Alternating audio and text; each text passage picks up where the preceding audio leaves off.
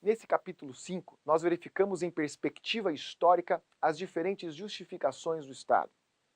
Eu chamo atenção aqui para a ruptura verificada no contexto da modernidade, quando a justificação aristotélica, também chamada de naturalista, é substituída pela justificação contratualista. Para Aristóteles, o homem é um animal social, ou seja, um animal político por natureza. Dessa maneira, o ser humano não opta por viver em sociedade. É, na verdade, algo que a própria natureza humana determina. E, portanto, o ser humano não tem opção de viver ou não em sociedade. Ele viverá inevitavelmente. Isso porque, para Aristóteles, a sociedade política organizada é uma decorrência, é uma evolução da própria família. E a família, para Aristóteles, tem algumas características relevantes. Dentro do contexto da família, o pai exerce autoridade sobre o filho e o pai exerce autoridade sobre o escravo. Para Aristóteles, esta relação de autoridade, de subordinação de uns a outros, é algo decorrente da própria natureza associativa humana.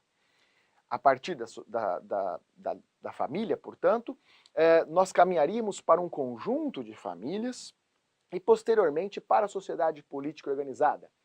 Entretanto, Aristóteles verifica que nesta evolução as relações de subordinação ligadas à natureza humana continuam, de tal forma que, na sociedade política organizada, também uns nascem para servir e outros nascem para mandar. Então, esta forma de sociedade liga o exercício do poder à própria natureza humana.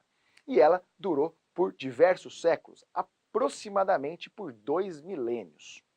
Até que ela é substituída a uma ruptura muito forte no contexto da modernidade. Quem sistematiza essa ruptura de uma maneira mais clara é Thomas Hobbes.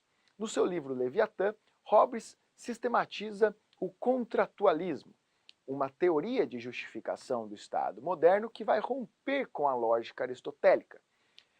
Basicamente, no contexto do contratualismo, se apresenta um argumento da seguinte maneira. Se apresenta um estado de natureza que seria a ausência de Estado, ou seja, nós imaginaríamos como seria a sociedade no seu início se não houvesse autoridade de uns sobre outros, o chamado estado de natureza. Para Hobbes, dentro desse estado de natureza, diante da ausência de um poder, de uma autoridade que estipule o que se pode e o que não se pode fazer, haveria uma guerra de todos contra todos. E, portanto, os homens chegariam a um consenso e fariam o chamado contrato social. Esse contrato social seria feito pelo temor humano, na medida em que o homem, no contexto perigoso do estado de natureza, não conseguiria usufruir livremente da sua vida. E, em virtude dessa ausência de segurança, isso para Hobbes, os seres humanos fariam um contrato social que criaria a sociedade política organizada. Repare a diferença deste argumento com relação ao argumento de Aristóteles.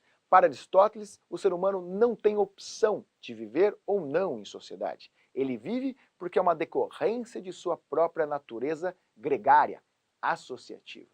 Já para Hobbes, o ser humano opta.